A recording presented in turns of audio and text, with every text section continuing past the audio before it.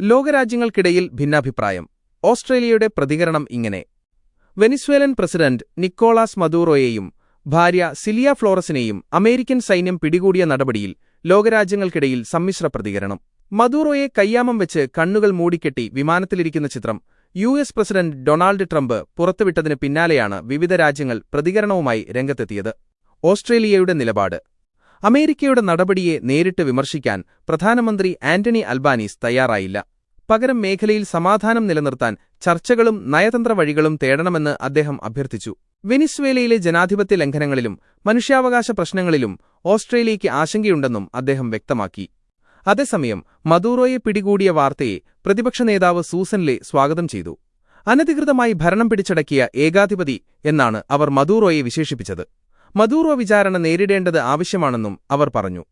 അനുകൂലിച്ചും മിതമായ ഭാഷയിലും പ്രതികരിച്ചവർ ഇസ്രായേൽ ട്രംപിന്റെ നടപടിയെ ധീരമായ ചരിത്രപരമായ നീക്കമെന്ന് വിശേഷിപ്പിച്ച് ഇസ്രായേൽ പ്രധാനമന്ത്രി ബെഞ്ചമിൻ നെതന്യാഹു അഭിനന്ദിച്ചു. ബ്രിട്ടൻ മദൂറോയുടെ പതനത്തിൽ ഒട്ടും ദുഃഖമില്ലെന്ന് ബ്രിട്ടീഷ് പ്രധാനമന്ത്രി കെയർ സ്റ്റാർമർ പ്രതികരിച്ചു. ഫ്രാൻസ് വെനിസ്വേലയിൽ സമാധാനപരമായ ഭരണമാറ്റം ഉണ്ടാകുമെന്ന് പ്രതീക്ഷിക്കുന്നതായി ഫ്രഞ്ച് പ്രസിഡന്റ് ഇമ്മാനുവൽ മാക്രോൺ പറഞ്ഞു. 2024 തിരഞ്ഞെടുക്കപ്പെട്ട എഡ്മണ്ട് ഗോൺസാലസിനെ അധികാരമേൽപ്പിക്കണമെന്നും അദ്ദേഹം ആവശ്യപ്പെട്ടു. ജർമ്മനി കാര്യങ്ങൾ നിരീക്ഷിച്ചു വരികയാണെന്നും തിരഞ്ഞെടുപ്പിലൂടെ അധികാരത്തിലെത്തുന്ന സർക്കാരാണ് വെനിസ്വേലയ്ക്ക് വേണ്ടതെന്നും ജർമ്മൻ ചാൻസലർ ഫ്രെഡറിക് മേഴ്സ് പ്രതികരിച്ചു. ശക്തമായി എതിർത്തവർ.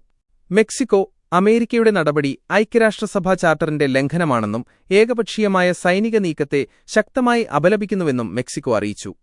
സ്പെയിൻ അന്താരാഷ്ട്ര നിയമങ്ങളുടെ ലംഘനമാണ് ഈ നടപടിയെന്ന് സ്പാനിഷ് പ്രധാനമന്ത്രി പെഡ്രോ സാഞ്ചസ് കുറ്റപ്പെടുത്തി.